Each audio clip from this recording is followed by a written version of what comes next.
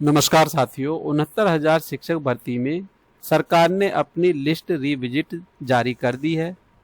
उत्तर प्रदेश सरकार द्वारा supreme court में दाखिल किए गए एक एफिडेविट को लेकर महत्वपूर्ण दावे साझा किए जा रहे हैं। इन दावों के अनुसार सरकार ने नई मेरिट सूची, कट ऑफ, बीएड और बीटीसी और डीएलईएड अभ्यर्थियों की स्थिति तथा आगे की नियुक्तियों को लेकर अपना पक्ष सर्वोच्च न्यायालय के सामने रख दिया है।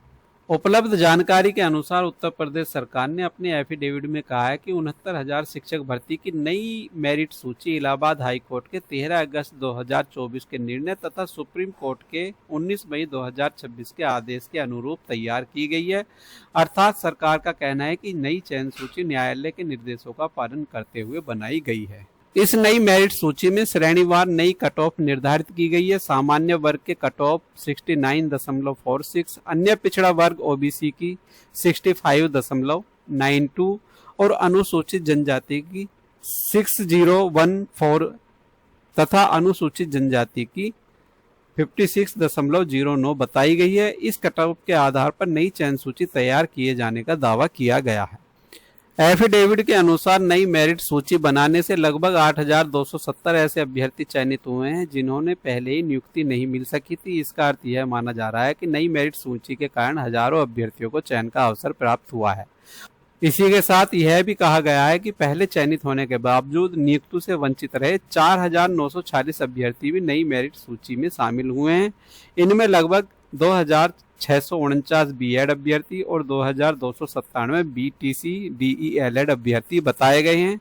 एफिडेविट में सबसे महत्वपूर्ण और व्यापक चर्चा का विषय बीएड अभ्यर्थियों की पात्रता को लेकर है। सरकार ने सुप्रीम कोर्ट को बताया है कि 11 अगस्त 2023 को दिए गए देवेश शर्मा मामले के निर्णय के बाद बीएड डिग्री धारक अभ्यर्थी प्राथमिक विद्यालयों में नई नियुक्ति के लिए पात्र नहीं है।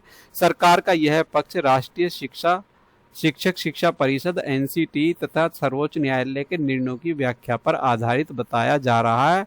हालांकि सरकार ने यह भी स्पष्ट किया है कि जिन बीएड अभ्यर्थियों की नियुक्ति 11 अगस्त 2023 से पहले हो चुकी थी और वे कार्यरत हैं, उनकी सेवा सुरक्षित रहेगी। ऐसे शिक्षकों को भविष्य में निर्धारित ब्रिज कोर्स पूरा करना होगा ताकि वे आवश्यक प्रशिक्षण मानकों को पूरा कर सकें। दूसरी ओर जिन बीएड अभ्यर्थियों का चयन तो हुआ था लेकिन वे 11 अगस्त 2023 से पहले नियुक्ति ग्रहण नहीं कर पाए, उनके संबंध में सरकार ने नियुक्ति न दिए जाने का पक्ष रखा है।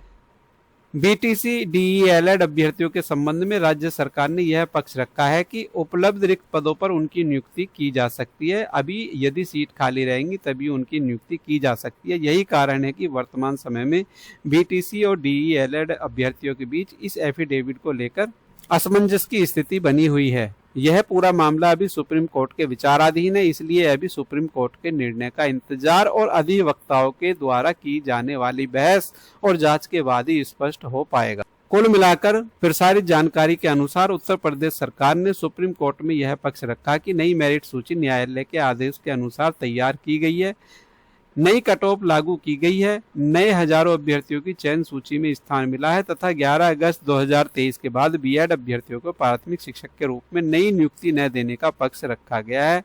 वहीं पहले से कार्यरत बीएड शिक्षकों की सेवा सुरक्षित रखने और उन्हें ब्रिज कोर्स करने की भी बात कही गई। तो साथियों, जानकारी आपको अच्छी लगी है तो वीडियो को लाइक करें, वीडियो को शेयर करें और यदि आपने हमारा ज्ञान स्त्री गुरुकुल चैनल को सब्सक्राइब नहीं किया है तो ज्ञान स्त्री गुरुकुल को सब्सक्राइब कर लें। मिलते हैं इसी तरह की नई अपडेट और नई जानकारी के साथ। जय हिंद, जय भारत। धन्यवाद साथियों।